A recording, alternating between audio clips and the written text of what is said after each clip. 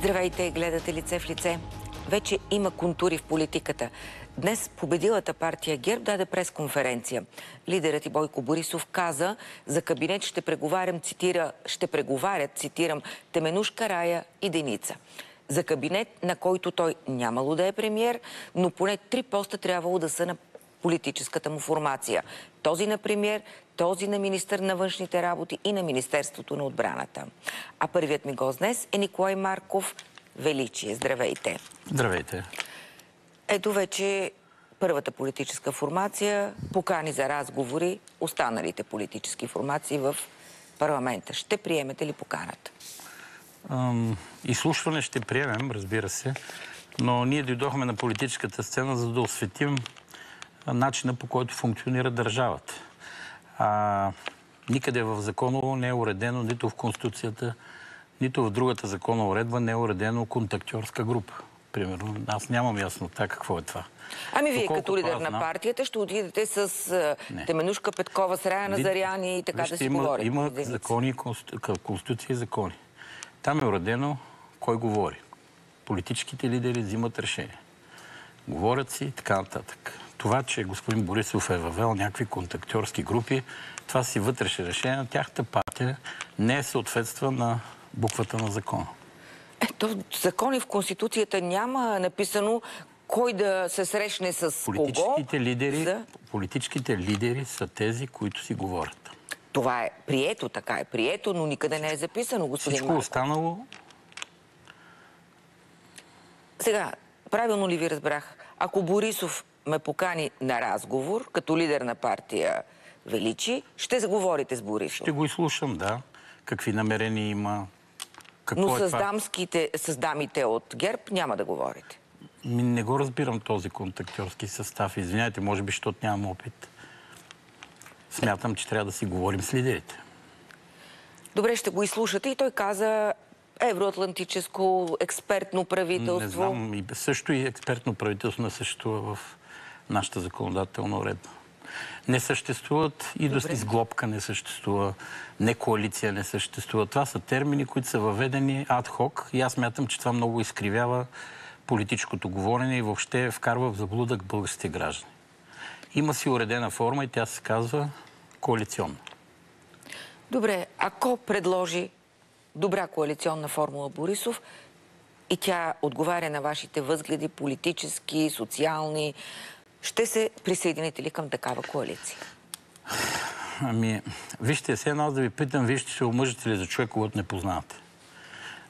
Коалиционна формула, която да предложи универсална господин Борисов, аз не знам откъде може да я вземе. Но той може да каже, примерно, какви намерения има, какво правителство да прави, с какви цели, за какви срокове, какво очаква да постигне това правителство, така нататък. Разговори, които аз искам да чуя от него. Бих участвал, ако той има намерение, ако разбира се 100 000 души, които той самия ни определи, че представлявам, го интересуват, ще ме покани. Ако не го интересуват, не е длъжен в крайна сметка.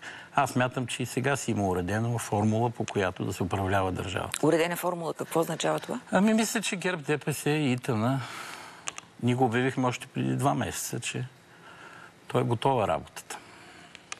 Така че аз едва ли съм... Ние едва ли сме нужни. То още преди да се разпусне този парламент, миналия ден, прощавайте, беше уредена работата. Миналия преди да се разпусне, тая формула е била готова? Абсолютно да. Той затова се е разпуснал парламента, защото имало друга готова формула? Ами, вижте, регулаторите бяха причината, ако си спомняте, за 50 на 50 и така нататък. Не можаха поделят нещо регулаторите, което означава държавата, но формулата обикновено за следващото се урежда преди да се разпусне. Обикновено войните се печелят преди да се обявят, така че мисля, че това се случи. Но това е мое мнение, не искам да го насадя. Да, аз питам за вашето мнение. Аз знам, че няма как да говорите от името на човечеството. Значи, тогава на въпроса, има ли вариант все пак да се включите в кабинет с първия мандат на ГЕРБ? Вие не отричате. Нещо, в което не знаем какво е. Кабинет нищо не означава... Аз ви разбирам, но въпросът е, че не изключвате априори подкрепа за кабинет с първия мандат. Да имаме поведение на парламентаристи. След като господин Борисов има най-голямата подкрепа в България, аз съм длъжен да го изслушам. Но него. и съответно да задам, ако имам въпроси, ако нямам, и след това да взема информирано решение. Това ви казвам. Не мога да давам отговора на нещо, което не знам и смятам, че не е правилно. Защо всички други партии го направиха този отказ, аз не мога. Мисля, че те не са дозряли, но това е мое мнение. Да, всеки си преценява как да действа. Вие обявихте, че как вие ще действате. Не казвате предварително нито да, нито не подкрепа. Като чуем Борисов... Ами не е коректно да кажем. Нито да, нито не на нещо, което не знам. Чувате Борисов и тогава решавате дали ще подкрепите такъв кабинет го или не. съвсем внимателно. Буквата и запетая. А вие имате ли какво да му кажете на Борисов на тази среща? Разбира се. Тайна ли или може да споделите сега и тя е лидерска среща. След срещата, ако той има намерение да ви каже или аз. Но сега в момента не е коректно да казвам тия неща. А имате ли някакво предложение? За какво? Ако в този кабинет се случат и се поемат ангажименти за свършване на определена работа, и вие имате ли такава идея какво искате от този кабинет, да го представите на Борисов? Ние сме най-малките. Едва ли имаме право да искаме, доколкото чул господин Пеевски, мисля, че беше, вчера каза, че трябва да събира всички евроатлантически субекти. Там в парламента Борисов. Сега той създава ли критерии за тия неща? Той самият от ДПС евроатлантическо ли е? И по какъв критерий той определя кои са евроатлантически? Очевидно, ние имаме проблем с този начин на говорене, но след като очевидно има някакви неща, които не знаем, се надявам да ги разберем. Но по едно си приличате с Пеевски. Той иска лидерска среща. Среща с Борисов. Да. Така че и Пеевски, и вие искате той също среща с Борисов, а не с преговарящ екип. Това не е искане. Това е нормата, която е описана в законодателството. Лидерска среща. Няма такова законодателство, но има такъв ред. Има. Така, има такива прецеденти. Добре, понеже нашите зрители не са се срещали с вас в това ви качество, в друго качество са се срещали, затова искам да разясним няколко цитата, които вие сте направили, за да ви опознаят. Така, знаете, че боец е сезирал ДАНС за шпионска дейност в полза на Русия, извършена от вас, господин Марков. Да. Нали? Имената Николай Георгиев Марков съвпадат. Сега, вие сте казали, всеки ден получавам по разузнавателни канали десетки клипове за износ на всякакви оръжия за Украйна. Не ги пускам в мрежата по много причини, изпращам ги по засекретен канал директно в Москва за сведение и разпореждане. Да. Какъв е вашия въпрос? Моят въпрос е, това е вярно. Ваше изказване. Защо ме обичате, ме питате? Дали ви обичам. Не защо ви обичам. Тоест, вие сътрудничите на Москва. Вижте, какво съм казал. Какво се случва у нас? Да, вижте, какво аз съм казал и какво Гошко Боец е казал някъде. Да, това са две различни неща. Сега, по-големият проблем е, че ако има хора в България, то очевидно има такива хора, които смятат, че националната сигурност се крепи на техните сигнали, за да се разбере шпионаж в полза на трета държава, ние имаме медицински проблем. Защото очевидно, те и журналисти влязоха, ваши колеги, в тази хипотеза. Виждаме, че от студиото на BTV някакси прозвучава какво мисли Гошко Боеца. Но, повярвайте, цитат ваш. Първо трябва да вярвате на институциите, а не хората, които имат неустойчиво поведение. Първо институциите. Значи, ако институциите, повярвайте, те работят 24 часа, 7 дни в седмицата. Ние имаме партньорски служби тук, с много големи бюджети, над 1 милиард. Имаме изключително много разузнавателни общности, които работят на територията на България, правят профилактика. Има и такива в Москва, които работят. И наши, и чужди. И съответно са партньорски. Ако вие, за вас интерес представлява тук някой човек какво е написал за мен, а не каква работа са свършили тези служби. Вие имате ли засекретен канал, на който директно в Москва изпращате информация за сведения и разпореждане? Вижте, аз вече бях в ДАНС. Ама то това е публично. Ама публично и аз мога да ви питам сега, ви имате ли любовник, а да го пусне един мой приятел, че имате. Ама аз не съм написала дали имам любовник или не. Аз цитирам ваши текстове. Проверихте, че са мои вие. Ами ако се окаже, че не са мои, ще ви съда. Така, и вие сте били в ДАНС, те са ви извикали? Разбира се. Преди 2-3 месеца. Тоест нямате засекретен канал, по който изпращате на Москва? Не, нямам от подобни неща. Това са глупости на неравновесени хора. И аз съжалявам, че от това студио въобще сте ги поемате някакси. Не, аз напротив, не в това студио. За това сте тук. Аз не съм го изчела във ваше отсъствие. Вие сте тук и през вас да изясним. Не в мен. Коя институция да вярваме съветвате? Съветвате ме да вярвам на ДАНС. Вярвайте в ДАНС. Ако ДАНС има сигнали за подобни неща, не е нужно Гошко Боец или който и да е друг такъв човек да ги уведомява. Те ще разберат. Ами вие го цитирахте да го махна. Не, казвам, че той е дал. Аз цитирах други неща и това ви питам, вярно ли? Имате ли канали? Ви, че има достатъчно служби, които да се грижат за вашата сигурност. Спокойно. Бъдете спокойни. Добре, като толкова вярвате на ДАНС, те реагираха ли? Не само на ДАНС. А на какво вярвате? На всички служби български вярвам. И смятам, че ако има такъв пробив в националната сигурност, те и без вашите доноси ще си свършат. Моите доноси?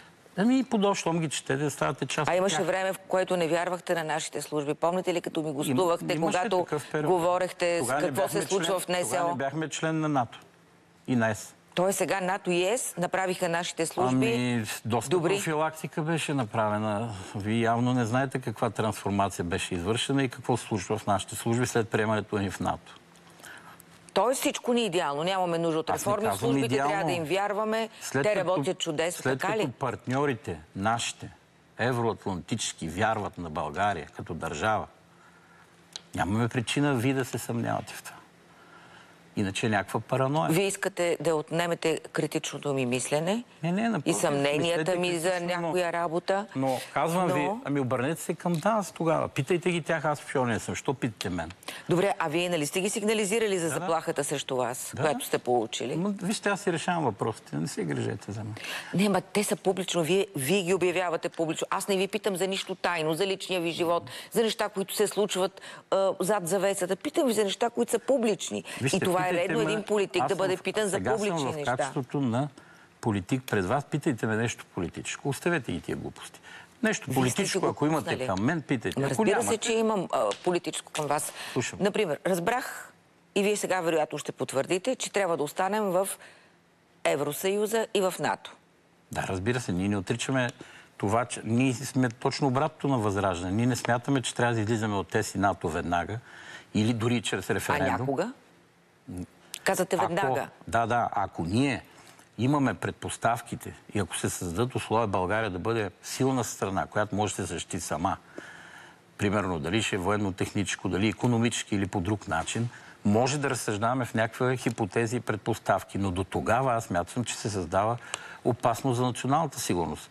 Защото всеки, който прави ход преди да е създал предпоставките да се случи нещо, аз смятам, че това е демагогия и популизъм.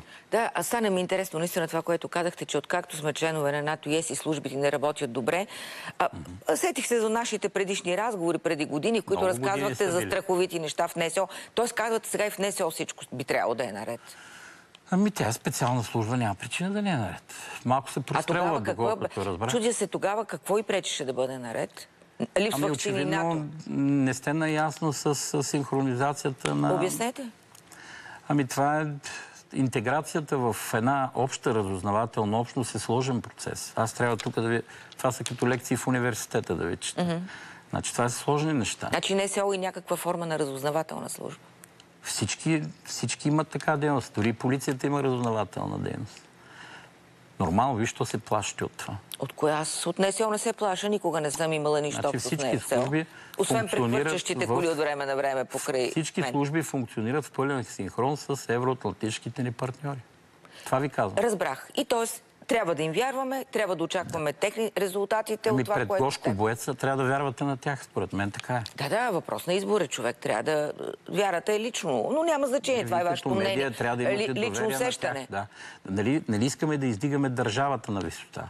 Нали искаме да покажем, че държавата е добро? Еврозоната, питам ви още нещо политическо. Еврозоната... Прекъсвате ме и аз не мога да си развия нищо така. Айде, развийте си го. Махам въпроси и развивайте този за еврозоната. Не, добре, хайде, еврозоната. Какво за еврозоната? Какъв е въпрос? Трябва ли да влезем в еврозоната?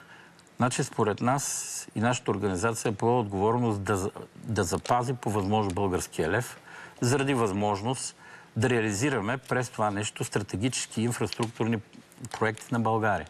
Ако не го запазим това нещо и влезем в еврозоната, ще минем на разрешителен режим от Европейската централна банка. В тая хипотеза инфраструктурни и стратегически проекти ще бъдат силно ограничени да се реализират по идеята или по волята на българско правителство. Трябва ли да помагаме на Украйна с оръжие и боеприпаси? Категорично не.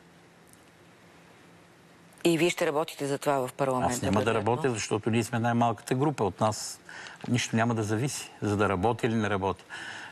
Има си ДПС, ГЕРБ и ИТН, ще си взимат решения и ще участват. Аз нито мога да попреча с 12 или 13... Но ще гласувате против, вероятно. За какво? Ако сте стигне до парламента разрешение.